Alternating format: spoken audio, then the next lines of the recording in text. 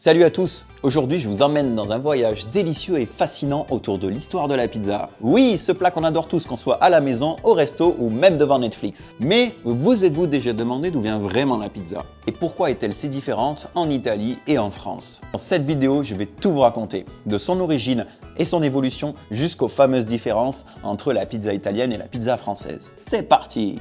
Pour comprendre l'histoire de la pizza, il faut remonter loin, très loin, bien avant les Italiens. En fait, tout commence avec des pains plats que les Égyptiens, les Grecs et les Romains cuisinaient. Ils les garnissaient d'herbes, d'huile d'olive et même parfois de miel. Les Romains, par exemple, avaient une galette appelée pinza, un peu comme une focaccia, mais en plus rustique. C'était un plat simple, nourrissant et parfait pour les soldats et les ouvriers. Alors oui, on peut dire que la pizza a des origines antiques. Qui aurait cru que nos pizzas modernes auraient commencé comme ça? Mais la vraie révolution arrive au XVIIe siècle, à Naples. C'est à partir de ce moment que les Napolitains utilisent un ingrédient qu'on ne connaissait pas encore en Europe, la tomate. Importée d'Amérique, elle a d'abord été vue comme toxique. Mais les Napolitains ont osé et ils ont eu raison. Ils ont été les premiers à tartiner de la sauce tomate sur leur pain plat.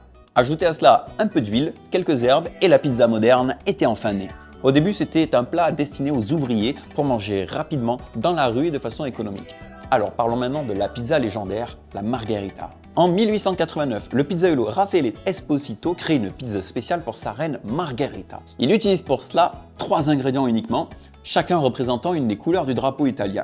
La sauce tomate pour la couleur rouge, la mozzarella pour la couleur blanche et puis le basilic pour la couleur verte. Et voilà, la pizza Margherita est née. Une histoire simple mais qui marquera à jamais l'histoire culinaire italienne. Au XXe siècle, la pizza quitte l'Italie pour conquérir le monde grâce à l'immigration italienne. Aux États-Unis, par exemple, elle devient un plat culte. C'est là que naissent les versions américaines comme la new-yorkaise, avec une pâte plus épaisse, ou la Chicago Deep Dish qui ressemble à une tarte. En France, la pizza arrive à Marseille, amenée par les Italiens dans les années 1900. Mais ici, elle évolue différemment, et c'est ce que l'on va voir à partir de maintenant. Alors, pourquoi la pizza italienne et la pizza française sont-elles si différentes? Nous allons voir ensemble quelques points clés. En Italie, la pizza est un art. Elle repose longtemps, parfois jusqu'à 72 heures pour être légère. Elle est cuite dans un four à bois qui peut monter jusqu'à 450 degrés. Cela lui donne une croûte assez cuite, parfois même un petit peu brûlée, que l'on va appeler cornicione. Pour la France, ici la pizza elle s'adapte aux goûts locaux. Elle est souvent plus épaisse, plus riche en fromage et avec des garnitures plus variées, comme la crème fraîche ou les pommes de terre. Et la cuisson est souvent faite au four électrique, ce qui peut donner une texture différente. Quelques anecdotes pour bien terminer. Savez-vous quelle est la taille de la plus grande pizza du monde? La plus grande pizza du monde a été réalisée en 2023 par Pizza Hut, 1310 mètres carrés. Savez-vous que les Français consomment en moyenne plus de pizza par an que les Italiens? Et oui, c'est environ 10 kg par personne de pizza que l'on mange contre 8 kg pour les Italiens. La pizza la plus chère s'appelle la Louis XIII. Elle coûte 12 000 €. Elle est garnie de caviar, de homard et même d'or comestible. Et savez-vous que le record du plus grand nombre de fromages dans une pizza est tenu par un Lyonnais en France? 1001 fromages dans sa pizza, record battu en 2023. Et voilà, on arrive à la fin de ce voyage à travers l'histoire de la pizza.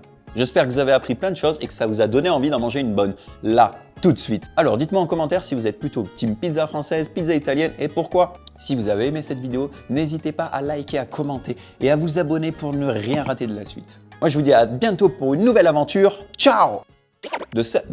Oh putain Ils ont été les premiers à tartiner de la sauce tomate sur leur plein plat. Leur plein plat. Les pleins plats, ouais, c'est des plats plats. Raffaele Esposito,